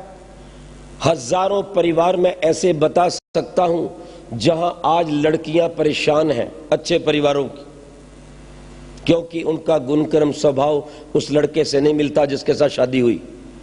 और हजारों लड़के भी परेशान हैं जिनके मूर्ख माता पिता ने उनके गुणकर्म स्वभाव से लड़की का चुनाव नहीं किया। लड़की का क्या स्वभाव है, उसकी क्या रुचि है, वो क्या सोचती है, कैसे काम करना चाहती है, वो देखना चाहिए। एक बहन बहुत अच्छी, मैं वर्षों से जानता हूं, बड़ा आग्रह किया, आचार्य जी बेटी बड़ी हो गई है, कोई योग्य वर चाहिए। मैंने स्मरण किया एक बालक बड़ा योग्य है, मैंने उसको बुलाया, वो आ गया, कन्या के घर में आ गया, हमारे कहने से आ गया। मैंने इधर लड़की इधर लड़का बिठा लिया, कागज पेन ले लिया, बेटे को पूछा कब उठते हो? कहता है लगभग 5 बजे उठता हूं, उठ करके अपना उषा पान जल पीकर पिताजी के साथ भ्रमण आदि को जाता हूं। मैंने कहा अच्छा बेटी तू कब उठती है? बोले लगभग 8 बजे उठती हूं, उठते ही चाय पीती हूं, उसके बाद मैं टीवी लगाती हूं। मिला लो गुण। मैंने कहा बेटे आप वापिस आकर क्या करते हो? कहने लगे कुछ स्नान व्यायाम करने के पश्चात हम 7 बजे संध्या और यज्ञ कर लेते हैं, 8 बजे प्रातःराश कर लेते हैं। हाँ, मैंने कहा तुम क्या करती हो? बोली 9-10 बजे तक मैं एक बार फिर चाय पीती हूं, फिर घूम फिर के फिर थोड़ी देर बाद मैं तैयार होती हूं और 10-11 बजे मैं ब्रेकफास्ट करती हूं। अभी इसका ब्रेकफास्ट हुआ नहीं है। असल ब्रेकफास्ट के 2 अर्थ होते हैं। ब्रेकफास्ट जल्दी से तोड़ दो, फास्ट ब्रेक, ये वो महामूर्ख है। अच्छा 2-4 मैंने और बातें पूछी। अच्छा बेटे तुम्हारी क्या रुचि है? बोले जब मैं खाली होता हूं आर्य समाज में जाता हूं, कुछ बस्तियों में जाता हूं, जो बच्चे पढ़ लिख नहीं सकते मैं उनको प्रेरणा देता हूं, गरीब है उन्हें पुस्तक देता हूं। मैंने कहा बेटी तुम्हारी क्या रुचि है? बोले जब मैं खाली होती हूं तो कहीं पिकनिक करती हूं, किसी कॉफी हाउस पे जाती हूं या कोई बढ़िया सी पिक्चर सहेलियों के साथ देख के आती हूं। मिला लो।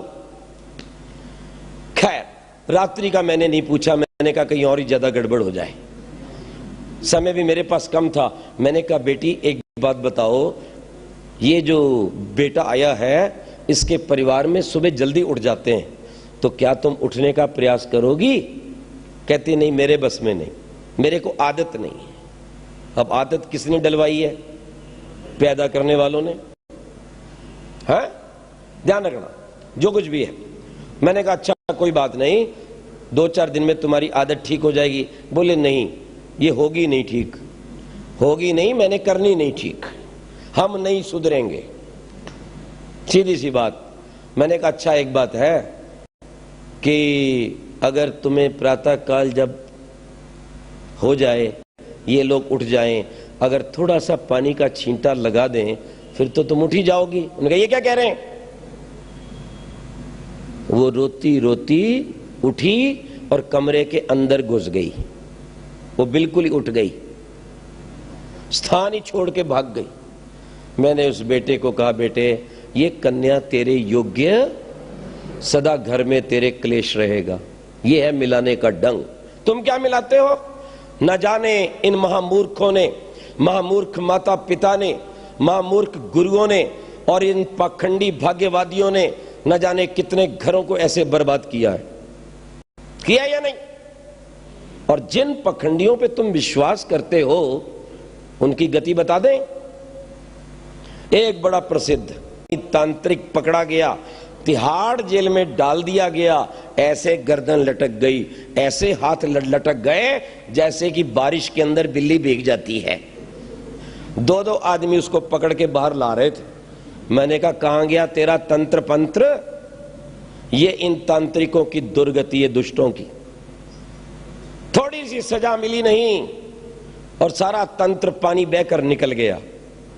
इन पखंडियों पे विश्वास मत करो।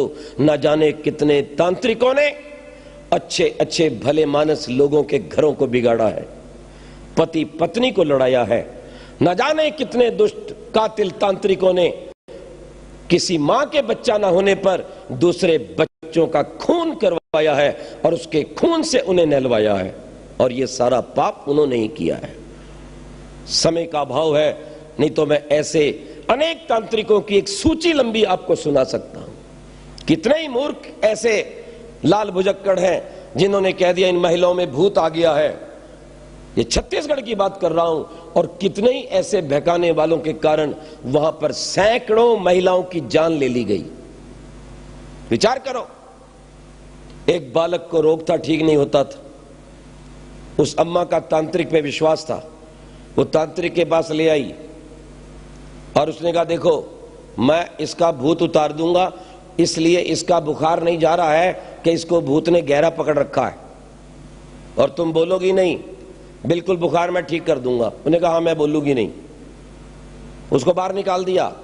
तांत्रिक का धुना जल रहा था अग्नि का।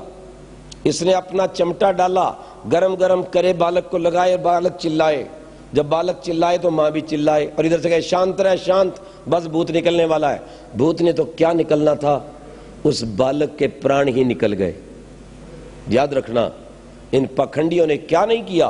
फिर आपको बहकाते हैं, कभी मंगल, कभी शुक्र, कभी शनिचर चढ़ गया है। मैं आपसे पूछता हूं, ये मंगल शुक्र शनि जड़ है या चेतन?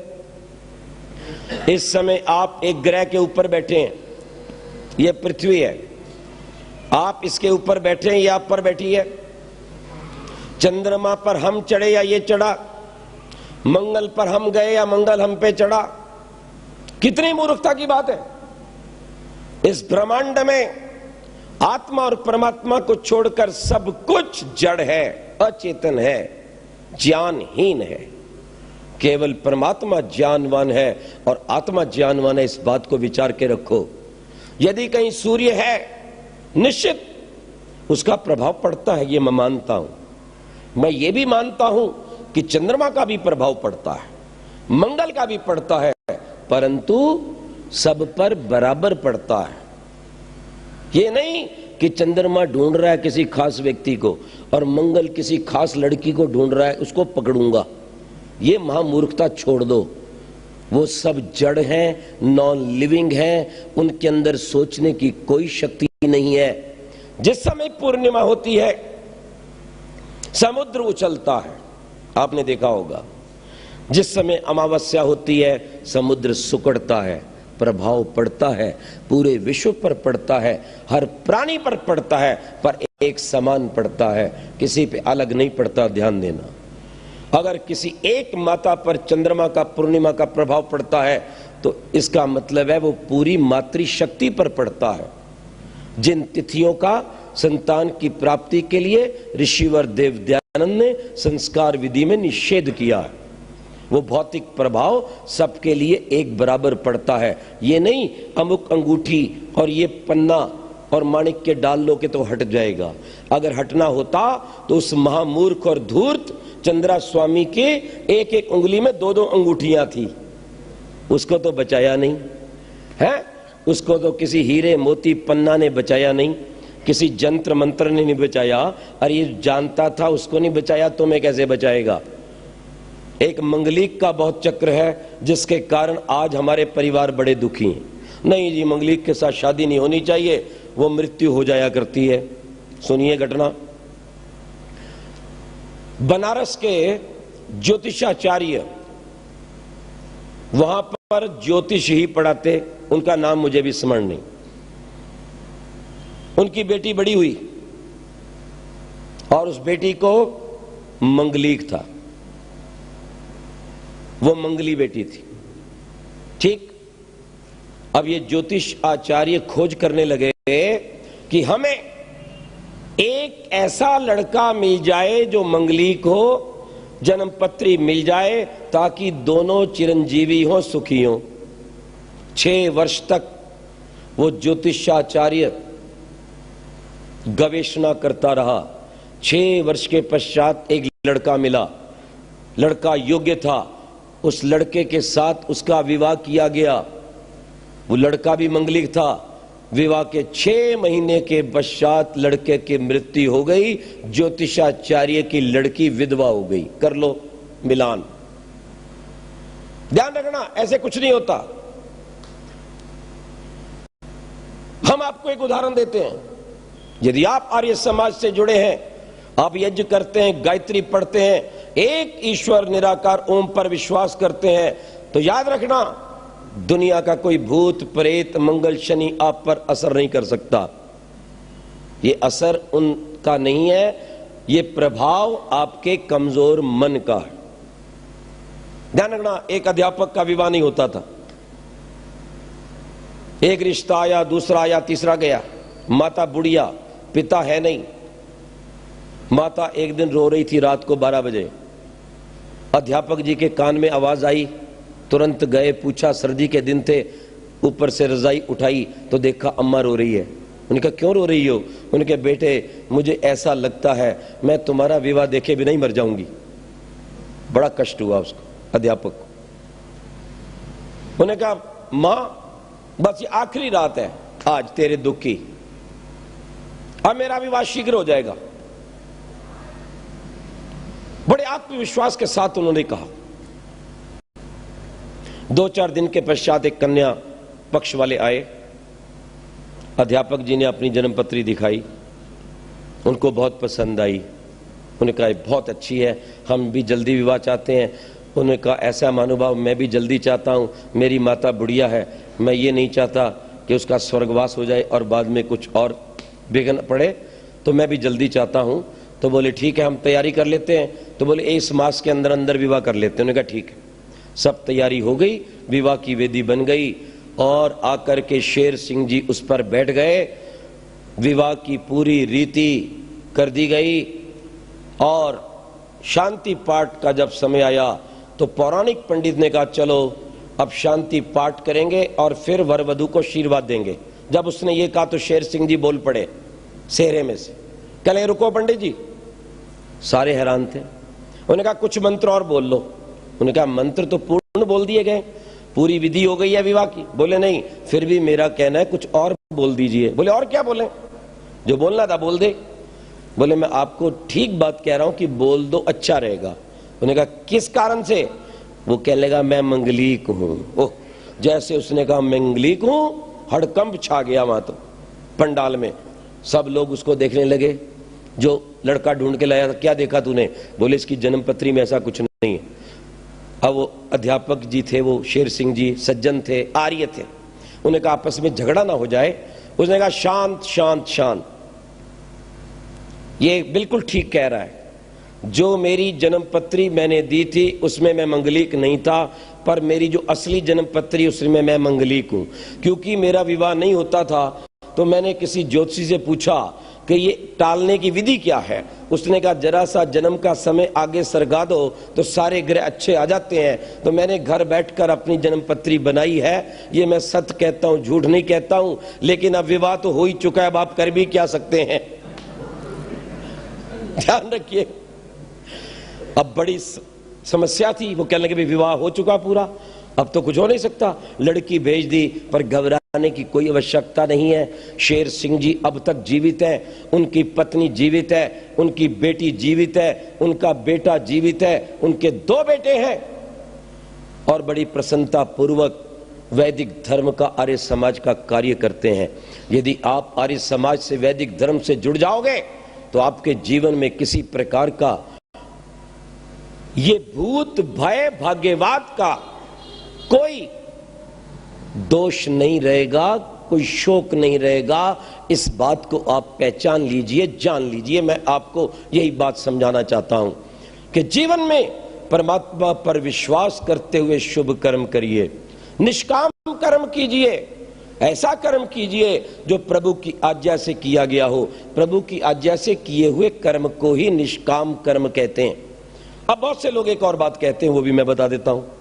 कह लगे देखो जी ये विवाह ऊपर लिखे जाते हैं हेवन में। पहली बात तो ऊपर कोई है नहीं।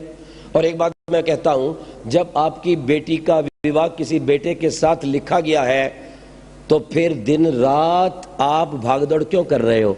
अपने आप कोई पार्सल बनकर कॉरियर के द्वारा अच्छे लड़के का तुम्हारे द्वार पर आ जाएगा ना। नहीं नहीं नहीं, पुरुषार्थ तो करना ही चाहिए। मैंने क्या कहा? मैं कहा जब लिखा गया है कि जो होगा वो ऐसा ही होगा, तो तुम पुरुषार्थ क्यों कर रहे हो? चुप करके बैठे रहो। नहीं नहीं, पुरुषार्थ तो आदमी का धर्म है। मैं कहा तुम इसलिए पुरुषार्थ कर रहे हो कि जो कुछ भगवान ने लिखा है उसे टाल दिया जाए। तुम भगवान के भी बाप हो, इसका मतलब तुम्हें भाग्य पर पूरा विश्वास नहीं है। अगर तुम्हें विश्वास होता चुप करके बैठ जाते, अपने आप लड़का लड़की का पार्सल आपके घर पर आ जाता। ध्यान देना, अंतिम बातें कह रहा हूं बड़े पते की। बहुत से लोग ये सोचते हैं कि हमारी आयु भी भाग्य में लिखी हुई है। मर गया तो इसका लिखा हुआ था, नहीं मरा तो नहीं लिखा हुआ था। अच्छा भाई, एक बात मैं आपसे पूछूं, आप भी नगर के सब प्रबुद्ध व्यक्ति बैठे हैं, युवक युवतियां, महिला पुरुष बैठे हैं, कोई ऐसा व्यक्ति खड़ा होकर बताए जिसका आज मरना नहीं लिखा हुआ, हम उसको मार के दिखा देते। बताओ, कोई बता दो आप। है कोई माई का लाल जो कहे मैं आज की रात जीऊंगा, उठाकर अभी कोयले वाले इंजन के अंदर डाल देंगे। ये 11,000 वोल्ट चल रही है बिजली के खंभे के ऊपर, इसके ऊपर फेंकेंगे, थोड़ी देर में शू होकर खत्म हो जाएगा काम। ध्यान रखो, परमपिता परमात्मा ने प्रत्येक व्यक्ति को अनुमानित आयु 100 वर्ष की दी है, जिसे आप 300-400 तक बढ़ा सकते हो।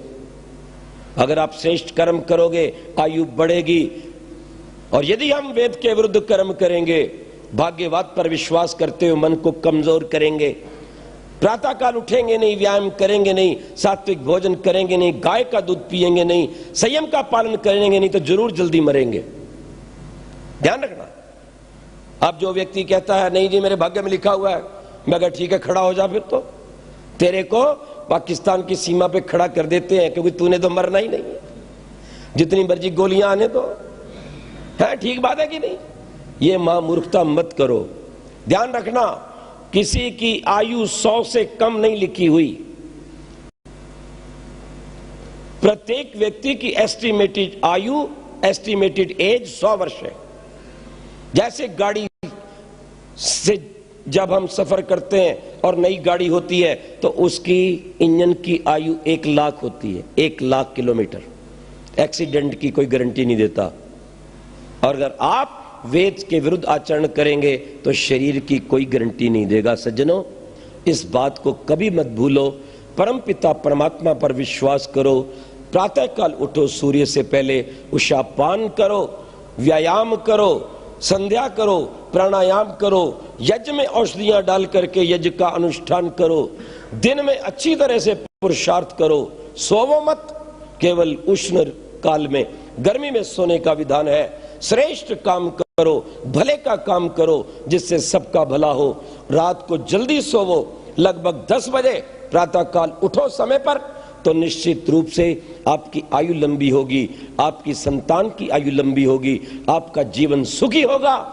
और जिस नगर में मैं कहता हूं आर्य समाज से जुड़े हुए व्यक्ति रहते हैं, वहां से भूत प्रेत भाग्यवादी दुम दबा कर भाग जाते हैं। आज तक आर्यों के पास कोई लाल भुजक्कड़ नहीं आया और कोई किसी को बहका नहीं सकता है। इसलिए यहां पर यह सत्संग चलता है कि आप इस वैदिक ज्ञान से ओतप्रोत होकर अपने पूर्व ऋषियों के समान बल और ज्ञान से युक्त होकर, संगठित होकर, जातिवाद और पाखंड को छोड़कर एक हो जाएं और भारत से आतंकवाद को मिटाकर मानवतावाद को लाएं, इसे पुनः सोने की चिड़िया और विश्व का गुरु बनाएं। ओम शांति शांति शांति। वैदिक सिद्धांतों को, वैदिक भजनों को, वैदिक ज्ञान को प्राप्त करने के लिए आप वैदिक राष्ट्र यूट्यूब चैनल को सब्सक्राइब करें, लाइक करें और अपने कमेंट्स सुझाव देते रहें। आपका बहुत बहुत धन्यवाद।